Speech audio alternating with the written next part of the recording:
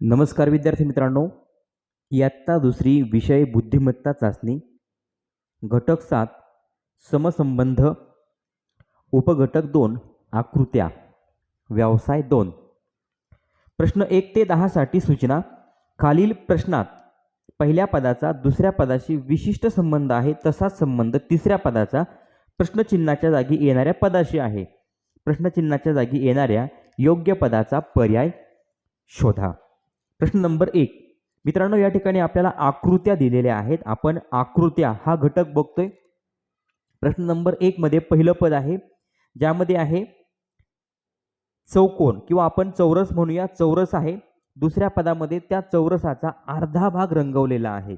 मग तिसरं पद आहे त्रिकोण. प्रश्नचिन्हाच्या जागी येणारं पद कोणतं असेल, कोणता पर्याय असेल? तर मित्रांनो, प्रश्नचिन्हाच्या जागी त्रिकोणाची आकृती असेल आणि ज्या त्रिकोणाच्या आकृतीचा डावा भाग रंगवलेला असेल. कारण की दुसऱ्या पदाचा डावा भाग रंगवलेला आहे, म्हणजे चौथ्या पदाचा सुद्धा डावा भाग रंगवलेला असेल. त्रिकोणाचा डावा भाग रंगवलेला आकृती आहे पर्याय क्रमांक 3. म्हणून पहिल्या प्रश्नाचं उत्तर पर्याय क्रमांक 3. मित्रांनो, चौकोन, त्यानंतर त्या चौकोनाचा अर्धा भाग डावीकडचा रंगवलेला, त्रिकोण, पुन्हा त्या त्रिकोणाचा डावीकडचा अर्धा भाग रंगवलेला, म्हणून पहिल्या प्रश्नाचं उत्तर आहे पर्याय क्रमांक 3. प्रश्न नंबर 2. मित्रांनो, पहिलं पद, दुसरं पद, तिसरं पद आणि त्यानंतर आहे प्रश्नचिन्ह. पहिल्या पदाचा दुसऱ्या पदाशी काय संबंध आहे? तर पहिलं पद आहे तो, आणि दुसऱ्या पदामध्ये मित्रांनो या तो अक्षराची आपल्याला दिलेली आहे आरशातील प्रतिमा. त्यानंतर मग तिसरं पद आहे न. न ची आरशातील प्रतिमा कोणती असेल? तर मित्रांनो, आरशातील प्रतिमेमध्ये डावी बाजू उजवीकडे जाते, उजवी बाजू डावीकडे जाते. वरचा भाग वरच राहतो, खालचा भाग खाली राहतो. म्हणजे दुसऱ्या प्रश्नाचं उत्तर आहे पर्याय क्रमांक 4. मित्रांनो, न या शब्दाची आरशातील प्रतिमा आहे पर्याय क्रमांक 4. प्रश्न नंबर 3. मित्रांनो, पहिलं पद आहे, दुसरं पद आहे, तिसरं पद आणि त्यानंतर प्रश्नचिन्ह.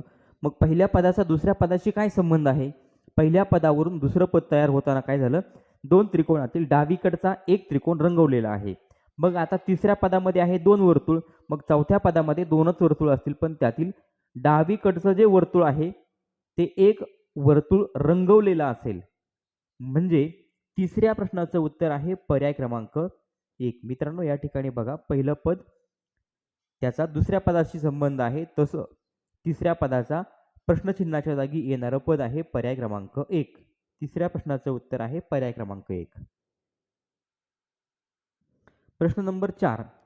चौकोन, पंचकोन, त्यानंतर त्रिकोण. मित्रांनो, काय असेल? चौकोन असेल. चौकोनानंतर पंचकोन आला, मग त्रिकोणानंतर म्हणजे 4 बाजूवरून 5 बाजू झाल्या, 3 बाजूवरून 4 बाजू. 4 बाजू कशाच्या असत्या? तर चौकोनाच्या असत्या. म्हणजे चौथ्या प्रश्नाचं उत्तर आहे पर्याय क्रमांक 1. चौकोन, पंचकोन, चौकोन, पंचकोन, त्रिकोण, चौकोन. प्रश्न नंबर 5. पंचकोन आणि पंचकोनामध्ये एक उभी सरळ रेषा आली, मधोमध उभी सरळ रेषा. त्यानंतर आहे षटकोन. मित्रांनो, षटकोनामध्ये मधोमध उभी सरळ रेषा आहे पर्याय क्रमांक 4 मध्ये. म्हणून पाचव्या प्रश्नाचं उत्तर पर्याय क्रमांक 4. प्रश्न नंबर 6. मित्रांनो, या ठिकाणी आहे वर्तुळ, वर्तुळात आहे त्रिकोण. मग दुसऱ्या पदामध्ये काय झाले? तर आतमधली आकृती बाहेर आली, म्हणजे त्रिकोणाची आकृती बाहेर आली आणि जो मोठा वर्तुळ होता तो लहान वर्तुळ झाला. म्हणजे पहिल्या पदाचा दुसऱ्या पदाशी या पद्धतीचा संबंध आहे. पहिल्या पदामध्ये असणारी आतमधील आकृती दुसऱ्या पदामध्ये बाहेर येते आणि बाहेरची आकृती आतमध्ये जाते लहान होऊन. मग आता तिसऱ्या पदाचा चौथ्या पदाशी त्याच पद्धतीचा संबंध असेल. म्हणजे बाहेर आहे चौकोन, तर बाहेरचा चौकोन आतमध्ये जाणार आणि जो लहान होणार, आणि त्रिकोण जो आतमध्ये आहे तो बाहेर येणार. म्हणजे मित्रांनो, सहाव्या प्रश्नाचं उत्तर आहे पर्याय क्रमांक 4. बघा, या ठिकाणी जो चौकोन आहे तो आतमध्ये आलाय आणि लहान झाला. आतमध्ये असणारा त्रिकोण बाहेर मोठा त्रिकोण झालेला आहे आणि आतमध्ये चौकोन झाला. म्हणजे सहाव्या प्रश्नाचं उत्तर पर्याय क्रमांक 4. प्रश्न नंबर 7. मित्रांनो, वर्तुळ आहे, त्या वर्तुळामध्ये एक उभी रेषा आहे आणि 2 वर्तुळ आहेत. थोडक्यात हा माणसाचा चेहरा आहे आणि हे 2 डोळे आहे. मग दुसऱ्या पदामध्ये काय झाले? आकृती पूर्ण तशीच आहे, फक्त जे 2 डोळे होते, जे 2 वर्तुळ होते ते रंगवलेत. मग तिसऱ्या पदावरून आपल्याला चौथं पद तयार करायचं आहे. चौथ्या पदामध्ये आहेत मित्रांनो, त्या डोळ्याच्या ऐवजी ज्या ठिकाणी वर्तुळ होते त्या वर्तुळाच्या ऐवजी या ठिकाणी त्रिकोण आलेत. मग चौथ्या पदामध्ये हे त्रिकोण रंगवलेले असतील. मग असं कुठं झालंय? पर्याय क्रमांक 2 मध्ये. म्हणूनच 7व्या प्रश्नाचं उत्तर आहे पर्याय क्रमांक 2. प्रश्न नंबर 8. मित्रांनो, पहिल्या पदाचा दुसऱ्या पदाशी संबंध आहे, तिसऱ्या पदाचा चौथ्या पदाशी, म्हणजे प्रश्नचिन्हाच्या जागी येणाऱ्या पदाशी संबंध आहे. मग पहिल्या पदावरून दुसरं पद तयार होताना काय झाले? तर या ठिकाणी एक बाहेर मोठा चौकोन होता, त्याच्या आतमध्ये एक छोटा चौकोन आहे. दुसऱ्या पदामध्ये जो लहान चौकोन होता तो या ठिकाणी आपल्याला दिलेला नाहीये. मग या ठिकाणी वर्तुळ आहे, वर्तुळामध्ये जे आतमध्ये छोटं वर्तुळ आहे ते पुढच्या पदामध्ये दिलेलं नसेल. म्हणजे 8व्या प्रश्नाचं उत्तर आहे पर्याय क्रमांक 2. मित्रांनो, या ठिकाणी दुसऱ्या पदामध्ये काय झालंय? तर पहिल्या पदातील आतमधील आकृती नाहीशी होते.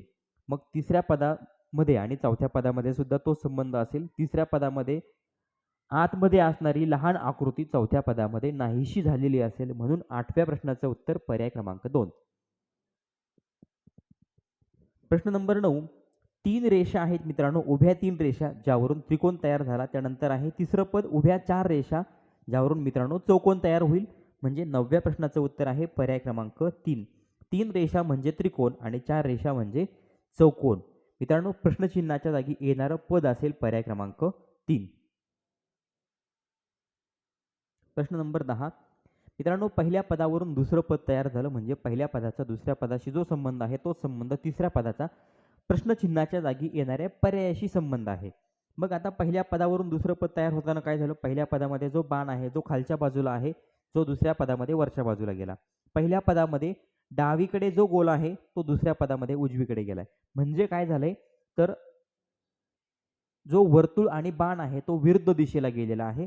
मग आता पर्याय क्रमांक किंवा तिसऱ्या पदामध्ये मित्रांनो वरती टोक असलेला जो बाण आहे तो चौथ्या पदामध्ये खाली गेलेला असेल आणि ज्या बाणाचं टोक डावीकडे आहे ते टोक चौथ्या पदामध्ये उजवीकडे असेल. म्हणजे खाली एक बाण आणि उजवीकडे तोंड करून असलेला एक बाण. मग खाली बाण आणि उजवीकडे तोंड करून असलेला बाण म्हणजे 10व्या प्रश्नाचं उत्तर आहे पर्याय क्रमांक 1. विद्यार्थी मित्रांनो, पहिल्या पदाचा दुसऱ्या पदाशी जो संबंध आहे तोच संबंध तिसऱ्या पदाचा प्रश्नचिन्हाच्या जागी येणाऱ्या पर्यायाशी संबंध आहे. म्हणून 10व्या प्रश्नाचं उत्तर पर्याय क्रमांक 1. विद्यार्थी मित्रांनो, उपघटक आकृत्या व्यवसाय 2 हा व्यवसाय या ठिकाणी संपलेला आहे. पुढचा व्यवसाय पुढच्या व्हिडिओमध्ये बघणार आहोत. चॅनलवर नवीन असाल तर चॅनल सबस्क्राईब करा. व्हिडिओ आवडला तर लाईक करा, कमेंट करून कळवा आणि आपल्या मित्रांना शेअर करायला विसरू नका. धन्यवाद.